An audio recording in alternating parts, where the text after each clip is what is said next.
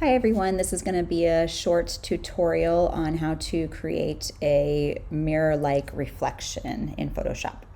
I'm going to select the square marquee tool and you are going to select the area that you want to create the mirror image for.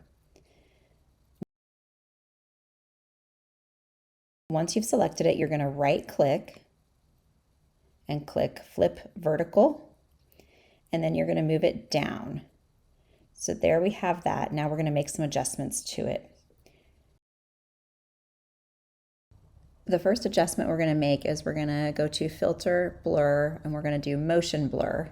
And here it's at 90 and 20, but let me just show you what this looks like at 90, 19, 90, 20. So it's pretty blurry. Next, we're going to do the filter and blur, and then we're going to do Gaussian blur. And for this one, we're just going to leave it at 1.7. The reason I'm not previewing it is it's actually just zoomed out. So if I would have zoomed in, it would show a preview.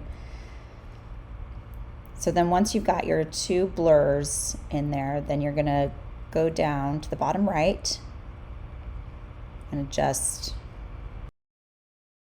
the levels, and you're going to decrease this whitening to say, oh no, it got too dark. But if you click right here, then that does the masking, and it only makes the mirror image darker.